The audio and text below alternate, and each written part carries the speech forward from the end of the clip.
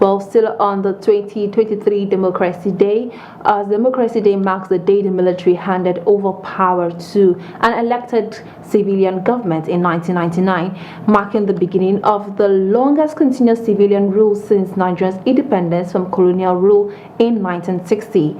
Well, in 2018, Democracy Day was moved from 29th of May to the 12th of June. Now, this change was to remind all Nigerians of one free election, after which the presumed winner along with Nigerians were denied their rights and their choice. Well, today marks the 5th year that Nigeria would mark Democracy Day on June 12th. June 12th carries huge significance for all the Nigerians, and it is still viewed as the freest, fairest, and most peaceful election ever held in Nigeria.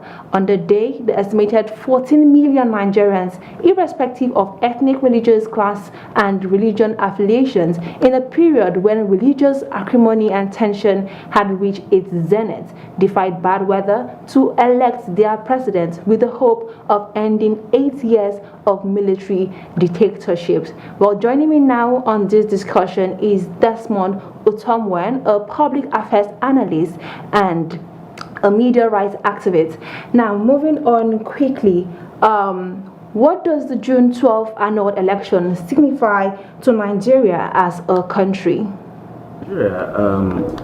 I think the annulment of the June 12th election was actually the watershed in the democratic process of this country, because from them there seems to be this unanimous decision or position of Nigerians that that was the freest and fairest election ever had as at that moment, and maybe some people still believe that till date and all that.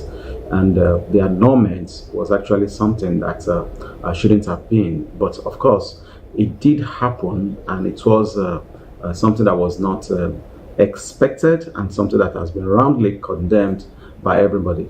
But beyond the fact that June 12th election was annulled is the belief in most Nigerians, or by most Nigerians today, that it is something we must not allow to happen again, because that actually took us back about 5 years into another era of military rule, because after that annulment and the subsequent consequent takeover by General Sani Abacha, who took over from the interim national government led by former interim national president Ernest Shonekan. We stayed for about 5 years again before his death, and the election that was eventually conducted by General Salami Abubakar in 1999 that brought in General Olusegun Obasanjo as the first democratically elected president in this current dispensation. It's something that Nigerians really have seen as a drawback in our democratic evolution. But then the lessons we needed to learn from that, and we should still learn from it, is that whatever it is, we have to do everything possible to make sure that this democratic dispensation succeed, survive, and is sustained. All right. Would you agree that the implications of democracy in Nigeria is not clear? Well, obviously, from the initial event of June 12th, it seems like a free and fair election seems to be far-fetched up till this date because of the number of election petitions that keep coming. For instance, we have diverse political parties in court now challenging this previously conducted election. Losing the election, as it were, and of course, most of them actually jubilated that the election was eventually annulled. In other words, if they can't get it, if they can't have it, and nobody should. So that is the same thing that seems to be playing out since 1999, when we returned to this dispensation of democratic rule. I remember in 1999 when Olusegun Obasanjo won, the party, the candidates, and the political party that didn't win, talking about the All Nigeria People's Party and the Alliance for Democracy, AD. As at that time, the APP, All People's Party, first of all, and Alliance for Democracy, they contested the outcome of that election in 2003, when Obasanjo also won a return to office. I also remember that General Muhammadu Buhari, now immediate past of president, also went to court to challenge the outcome. It was believed that the election that was conducted by Professor Morrissey, who was the INEC chairman at that time, also didn't meet the standard that people wanted. It's been like that. The election of 2007, 2011, except for 2015, that was to some extent believed by some people that because of the kind of a mass movement that went in favor of former President Muhammadu Buhari, they've all been contested.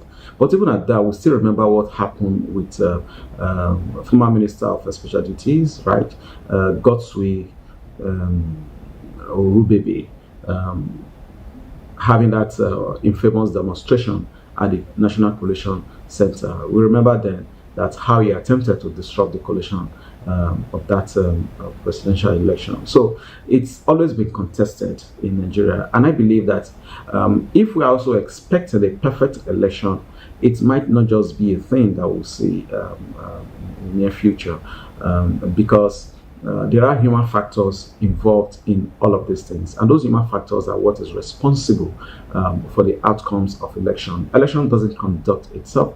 There are humans that are involved in it, and this attitude of people always wanting to win at all costs is always the reason for the kind of flaws that we have seen with our election. But for me, I would rather say that there is need for us to improve in the process. The process is very, very important in every election, and there is need for us to also make it electronic.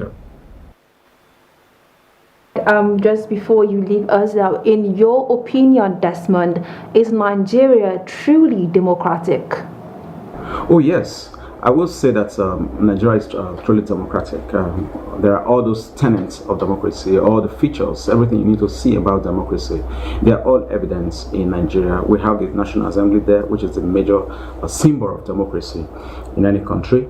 And of course, every 4 years, that is at every cycle, we elect a new leader. That is another aspect of democracy. Freedom of speech is another thing that signposts democracy, and I think to a very large extent, as a journalist, for example, I would say that we have enjoyed freedom of speech. That we don't have much of political incarceration or political prisoners in the country, if at all we have any, because I can't really pinpoint if there is any today. So everything that shows that, or the ingredient you see in democracy that will make you say that there is democracy operational in any country, they're actually evidence here, and I can't rightly say that we have democracy in Nigeria and democracy is thriving. But are we where we want to be yet? I would say no. There is still a lot that we need to do to take ourselves to where we want to be. But in the interim, we have to keep pushing, we have to keep progressing, we have to keep making efforts to push ourselves further and higher to the level that we want to take this democracy to. Because if it works in the interest of every one of us. And if it fails, it fails. Well, thank you very much, Desmond. We're speaking with Desmond Utomwen, a public affairs analyst. And, well, how democratic is Nigeria?